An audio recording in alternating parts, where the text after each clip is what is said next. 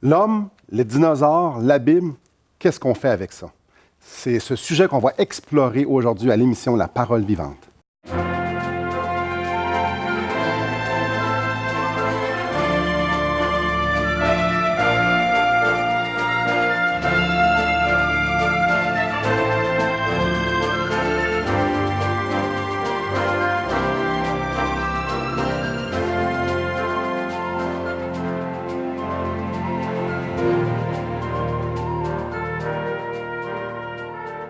Bonjour à vous à la maison. Bienvenue à cette autre émission de La Parole vivante. Aujourd'hui, on va couvrir un sujet que je trouve fort intéressant, les dinosaures. Les dinosaures, la Bible, l'homme, la création, Dieu. Comment on fait tout ça pour mettre ensemble? Et on continue notre série sur la science et la foi, comme vous l'avez probablement deviné. Et on a encore notre invité, Laurence Tisdale, qui connaît ça, qui connaît la science, qui connaît la foi, qui connaît la parole de Dieu.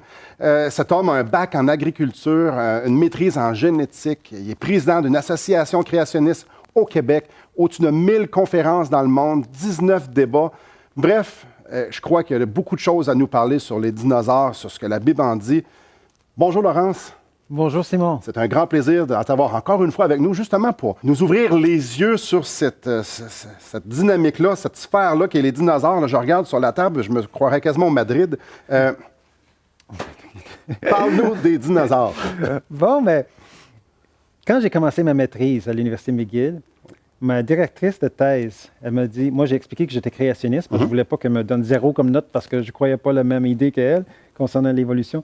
Et elle a dit, si je peux travailler avec la méthode scientifique, elle aimerait que je travaille avec moi, que je travaille avec elle, mais elle dit, elle est évolutionniste à cause des dinosaures. Ah, intéressant. Donc, c'est supposé être une preuve pour l'évolution. Mais ce n'est pas vrai. Les dinosaures démontrent qu'il y a un créateur, qu'il faut un créateur. Chaque dinosaure, il n'y a aucune évolution vers les dinosaures et qui part des dinosaures. Des dinosaures apparaissent tels qu'ils sont dans le registre fossile, que ce soit des longs coups, que ce soit des triceratops qu'on a ici avec 3 cornes. Hein, ces dinosaures-là, les triceratops, impressionnants quand même, ça pèse jusqu'à 3 tonnes. Donc, on peut imaginer plusieurs pick-up. Oui. Donc, il pouvait avoir jusqu'à 10 mètres de long. Donc, quand même, il remplit une salle adulte, plus large que nous autres, peut-être jusqu'à 6-7 mètres de haut.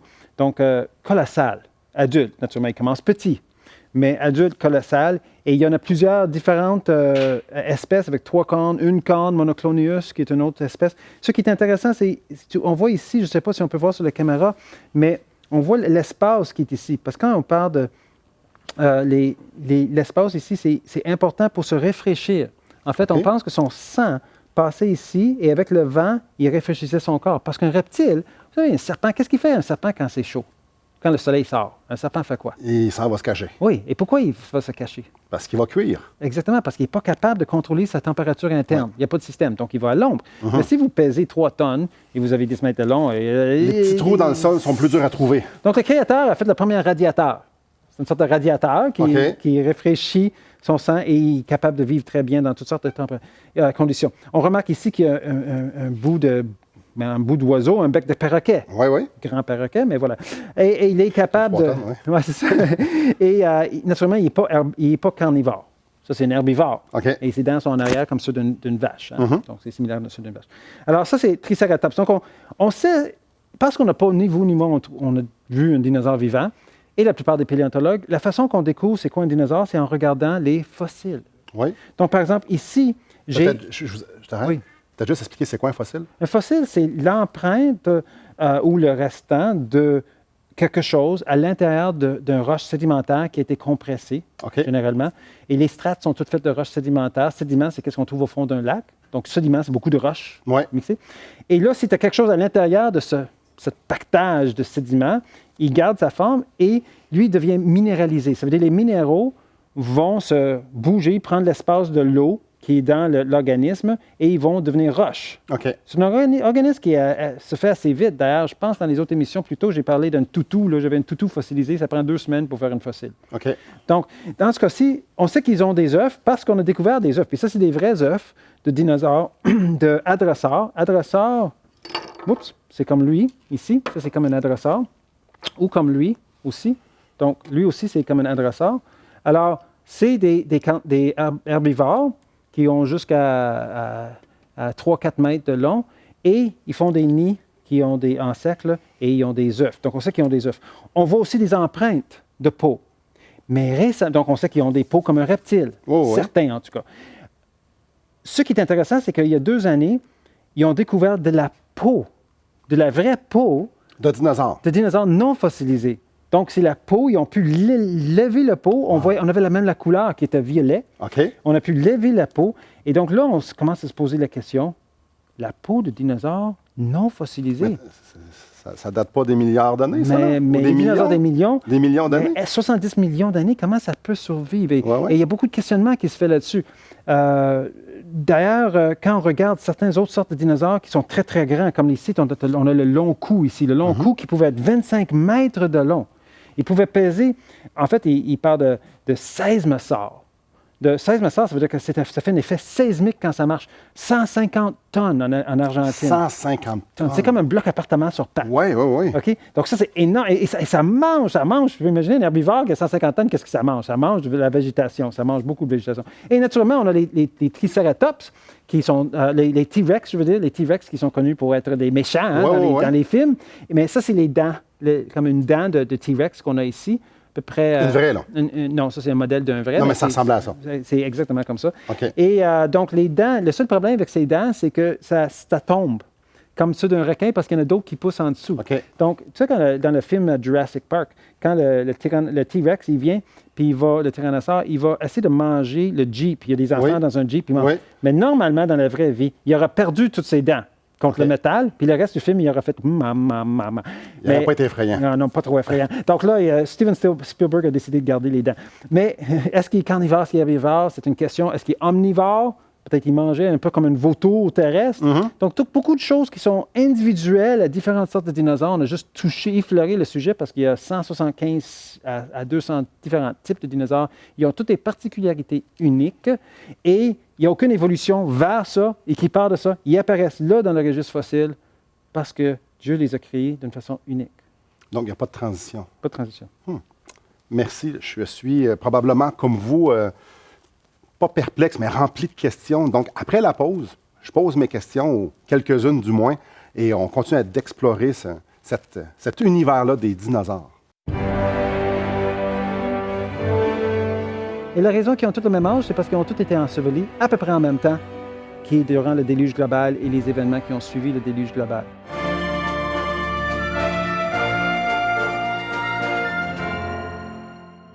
Assistez à un merveilleux déjeuner de l'espoir dans votre région. Un invité vous racontera comment Dieu a transformé sa vie et comment son cœur, souffrant, a trouvé une joie indicible en développant une relation personnelle et intime avec Dieu et son Fils Jésus-Christ. Des églises locales organisent de tels déjeuners dans plusieurs régions du Québec. Découvrez où et quand vous pouvez assister à un déjeuner de l'espoir dans votre région en visitant le site espoir.ca et en cliquant sur l'onglet « Déjeuner ».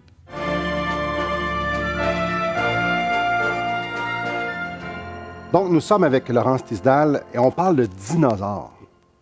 Les dinosaures. Là, on a parlé, on a démontré plusieurs, tout ça, on fait juste gratter la surface. C'est Dieu qui les a créés parce qu'on entend que ça fait des millions d'années et tout ça. Ça fait partie de la création? Mais certainement. Tout fait partie de la création. Donc, Dieu les a définitivement créés. Et il a créé les reptiles, c'est même marqué, les reptiles ont été créés dans la 6e journée. Donc, mais il y a aussi des dinosaures, entre guillemets, marins, des ichthyosaures. Donc, eux, ils ont été créés la 5e journée. Avec les poissons. Avec les poissons, exactement. Tout ce qui est les mammifères marins et tout ça ont été créés la 5e journée. Donc, ça rentre dans Genèse 1, lorsque Dieu fait la création, ça rentre là-dedans. C'est ça. Aucun fossile. On a des fossiles ici, c'est un vrai fossile puis ici, avec un poisson, c'est un vrai fossile. Ici, j'ai même un vertèbre de dinosaure, hadrosaure, le même qui fait les œufs. C'est pas le même dinosaure, ça c'est en Chine, puis ça c'est en Alberta. Mais ce vertèbre, il n'y a pas d'étiquette qui dit quel âge qu'il a. Non, c'est ça. Donc, le concept de 70 millions d'années est fautif. Là. Ça, c'est une interprétation. OK. Parce qu'on n'est pas capable de dater des fossiles. Quand vous voyez un article qui dit, pas avec des méthodes minérales. Donc, quand on parle de millions d'années, On parle d'une méthode de datation qui est minérale, potassium, argon, uranium, plomb, etc. Carbone 14. Ouais. Mais la raison qu'on n'est pas capable de dater une roche, parce que c'est une roche, qui est sédimentaire, c'est parce qu'un sédiment, c'est un mélange de roches. Donc, si je la date, je ne sais pas quelle roche que je suis en train de dater. Ouais. Et toutes ces roches-là peuvent avoir différents âges. Donc, il n'y a aucun fossile qui peut être daté par une méthode radiométrique pour donner les 70 millions d'années. Il essaie de trouver des roches ignées, des roches volcaniques qui sont autour, puis là, il présume que ça a le même âge. Donc, la datation qu'on entend, c'est aléatoire et ils font du mieux qu'ils peuvent sans trop savoir ce qu'ils font. Mais il faut que ça rentre à l'intérieur de leur modèle, que les reptiles viennent avant les oiseaux et que tout ça vient avant les mammifères. Donc, pour eux autres, ce serait un peu du mauvais marketing si on arrive à trouver des dinosaures récents. Et c'est pour ça que j'ai ce petit vertèbre dans mes mains. Parce que nous, à l'Association de sciences créationnistes du Québec, qui regroupe si vous allez sur créationniste.com, les gens peuvent même devenir membres de notre association et nous encourager. Nous, on a décidé de dater en prenant un échantillon au centre de ce vertèbre. Et donc, c'est une vraie, là? Oui, c'est un vrai vertèbre. Qui a été trouvé en Alberta, comme tu disais tantôt. Oui, et qui a été trouvé, c'est pas moi qui l'ai trouvé. Et on a fait ça 5 fois, avec 5 autres, moi et Rick et Vance Nelson. Et nous, on a payé, et ça a été daté à l'Université de la Géorgie. Et on voit ici, à l'Université de la Géorgie, qu'il y a une date inscrite ici. C'est daté au radiocarbone. Donc, ça, ce n'est pas une méthode minérale, c'est une méthode organique. Donc, pour que ceci puisse fonctionner, ça veut dire qu'il y a des morceaux qui ne sont pas fossilisés dedans. Parce qu'un créationniste, il dit que le dinosaure, il doit avoir à peu près 4700 ans et le dinosaure a disparu durant le déluge. Oui. Au pire. Déluge, on y revient après le déluge. Et ici, ils ont une date 32 770. On est loin des millions d'années, là. On est très loin des millions d'années. Oui, c'est plus que le 6 à 10 000 ans de la Bible, puis je peux expliquer pourquoi après. Mais ça, c'est une datation du fossile, de la fossile même. Du fossile même. Donc, c'est pas on a daté notre roche, puis on vient à 70 millions d'années. Là, j'ai daté le fossile, 32 000 ans. Ce dinosaure en Alberta, il n'a pas marché en Alberta il y a 70 millions d'années. Il a marché il y a 32 000 ans ou moins. Et c'est une preuve scientifique. Et ce qu'on découvre quand on est en train de dater des os de dinosaures, c'est qu'ils ont tous à peu près le même niveau de carbone dedans, radioactif, ce qui veut dire qu'ils ont à peu près tout le même âge. Et la raison qu'ils ont tout le même âge, c'est parce qu'ils ont tous été ensevelis à peu près en même temps, qui est durant le déluge global et les événements qui ont suivi le déluge global. Déluge. Déluge. Moi, dans ma conception, déluge, je lis l'histoire biblique, je regarde les films d'enfants, je regarde tout ça, puis déluge, il n'y a pas de dinosaures dans l'arche. Il y a définitivement des dinosaures dans l'arche, mais pas dans les dessins que vous voyez dans les petits dessins faits pour les écoles de dimanche, où est-ce qu'on voit un bateau, monsieur et Madame Noé, avec 2 girafes et un lapin, parce qu'il n'y a pas de place pour d'autres animaux. Oui, non, c'est ça. L'arche de Noé est comme un terrain de football fois 3 étages de haut. On pouvait mettre 16 000 vaches, si on voulait mettre 16 000 vaches. Donc, lui, mais l'affaire, c'est qu'il ne prenait pas les adultes, il voulait qu'ils reproduisent après. Il va prendre les enfants qui mettaient. Enfants, tous les dinosaures gardent les œufs. Ils commencent tous petits. Donc, il aurait pu prendre des bébés et les emmener. Oui, aucun problème. Il y a juste 200 sortes. C'est vrai, l'œuf. Oui. Il y a juste 200 sortes. Et il y a beaucoup de place pour les dinosaures. Mais on n'en voit plus. Oui. Qu'est-ce que ça va passer? Moi, mais là, le déluge. Puis si on pèse 150 tonnes, on veut manger pas mal de stock. Et il n'y a pas autant de stock après le déluge qu'avant le déluge. Avant le déluge, c'était très, très, très fertile. Ouais. Donc, il y avait beaucoup de végétation à bouffer. Mais là, après le déluge, avec la destruction qu'il y a eu et les changements tectoniques qu'il y a eu, l'environnement a complètement changé. D'ailleurs, même la vie humaine a diminué jusqu'à 90 % maintenant. Noé aura vécu 900 ans et plus. Et nous, on vit même pas 100 ans pour nous. On n'est même pas ados pour Noé. Ouais. Donc, on voit qu'il y a un énorme changement qui a eu lieu. Parce que petits dinosaures deviennent grands. Quand ils sortent, l'environnement a tout changé. Ça devait manger incroyablement beaucoup. Oui, en grandissant. L'autre problème, c'est que les T-Rex ou des dinosaures comme ça, ou les vélociraptors, etc., ils ne sont pas nécessairement gentils comme reptiles. Ouais. Donc, on va les éliminer. Et d'ailleurs, partout en Europe, on va parler de dragons. Ouais. On va parler de tuer des dragons. Mais c'est tous des dinosaures un peu comme des Baronix, comme qu'on a ici. Je t'arrête encore une fois, là. Des dragons? Oui, des dragons. C'est pas de la mythologie ou c'est pas des légendes? Non, parce qu'il parle de dragons partout dans le monde, dans toutes les cultures. Donc, on peut dire qu'il y a quelque chose de réel là-dedans. Et d'ailleurs, quand on suit leur description, il y a des dragons terrestres et il y a des dragons volants. Et ça, c'est un dragon terrestre. Et ils ont des noms pour ça, des Grendel. En Europe, ils appelaient ça Grendel. Et au centre de la Suisse, où est-ce qu'il y a les Grandes Alpes, au centre, il y a Grendelwald, qui est une vallée très, très beau, mais Grendel-Val, c'est la forêt des Grendel. Et on voit même des images de dinosaures dans les églises en Angleterre. On voit des histoires de dragons partout, naturellement. Jusqu'en Israël, il y a des histoires de dragons. En Inde, en Chine, regarde, la Chine, il y a un zodiaque avec des animaux, hein, le cochon. Puis là, donc le cochon existe. Il y en a un qui n'existerait pas. Le lapin existe, mais le dragon, il existe. Il doit exister pour eux aussi. Il n'aura pas fait comme 11 réels puis un mythique. Encore une fois, j'imagine que vous êtes comme moi, ébahis, éblouis, émerveillés. Les dinosaures ont vécu avec les hommes, la Bible en parle, c'est ce qu'on va voir après la pause. Probablement que vous voulez réagir, vous avez des questions, vous aimeriez avoir plus d'informations concernant ce Dieu qui a créé ça et tous ces détails-là. J'aimerais vous inviter à communiquer avec nous au 1-877-L'Espoir, 1-877-537-7647 ou encore aller sur notre site internet espoir.ca et vous allez avoir d'autres informations concernant d'autres sujets également par rapport à Dieu, à l'Évangile. Donc, on aimerait vous inviter à communiquer avec nous et on se revoit après la pause. On continue d'en parler.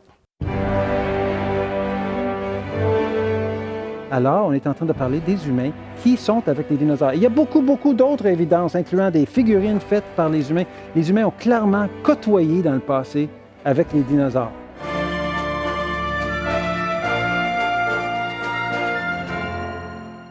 Voulez-vous combler le vide dans votre âme? Avez-vous soif d'une sérénité intérieure? La souffrance de votre cœur vous lasse-t-elle? Appelez dès maintenant pour recevoir gratuitement un évangile de Jean pour connaître l'amour de Dieu, un Nouveau Testament pour trouver des réponses à plusieurs de vos questions, le livre Destination finale pour comprendre la nécessité du salut et finalement la Bible et le salut qui nous explique comment recevoir Jésus. Contactez-nous à espoir.ca ou composez 1-877-L'Espoir.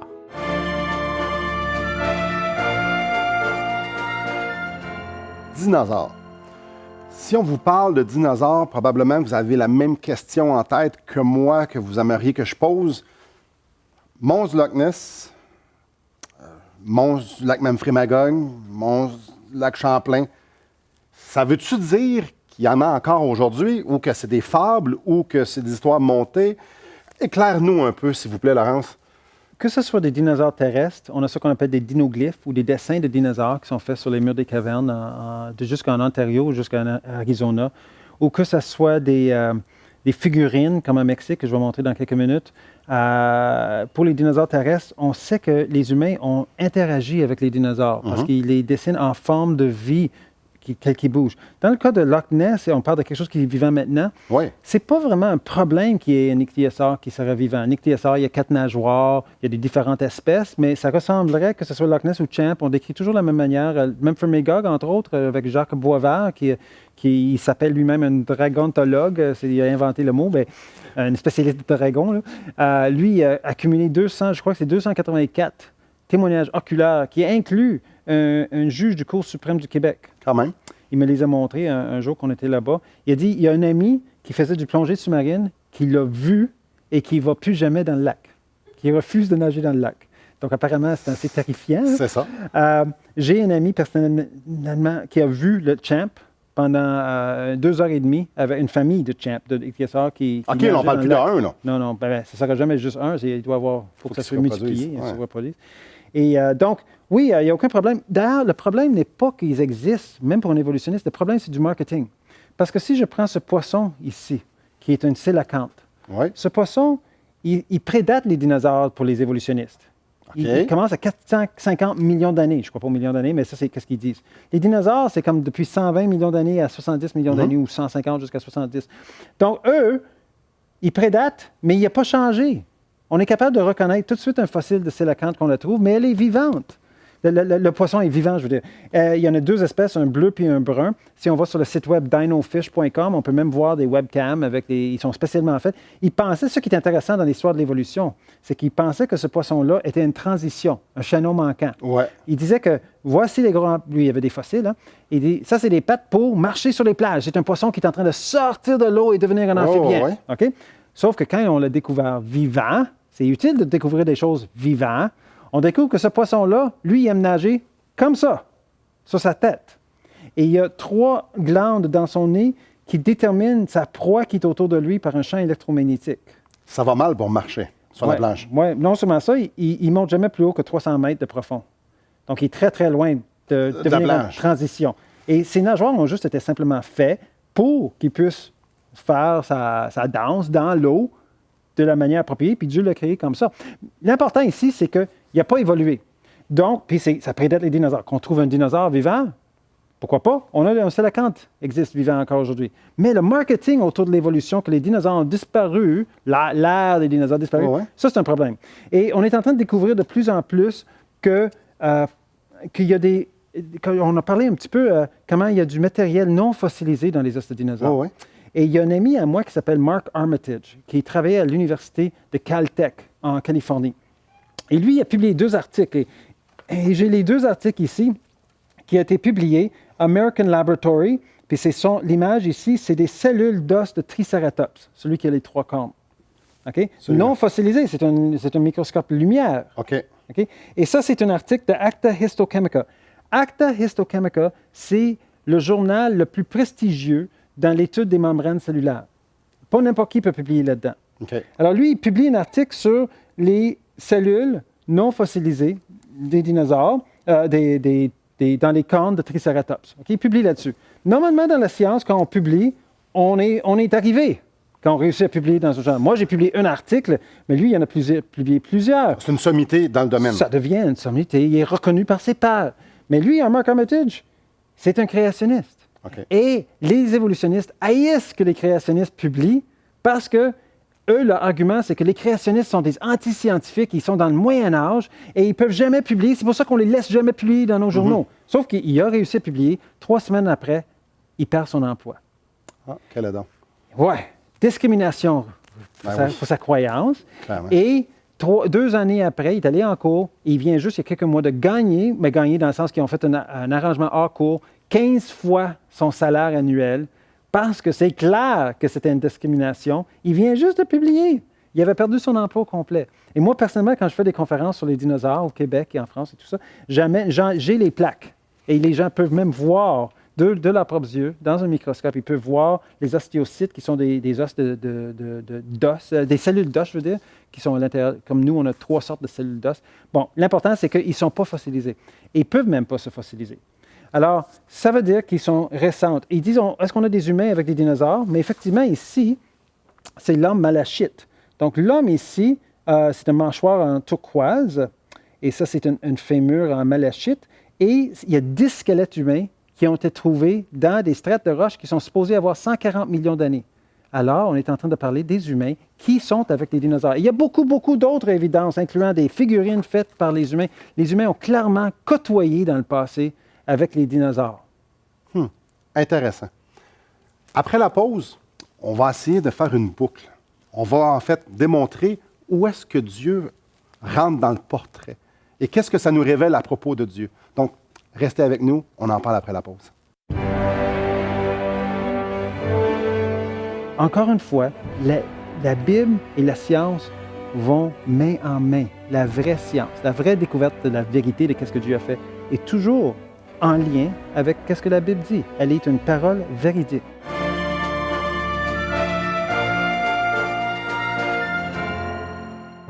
Espoirpourlecoeur.org aborde des problèmes que tous peuvent rencontrer un jour. Solitude, culpabilité, manipulation, rébellion et adultère. Chaque problème est clairement défini avec ses symptômes et ses caractéristiques. Des pistes de solutions sont données. Le but du site espoirpourlecoeur.org est d'encourager les chrétiens à s'entraider. Pour participer à l'une de nos conférences, consultez notre site espoirpourlecoeur.org.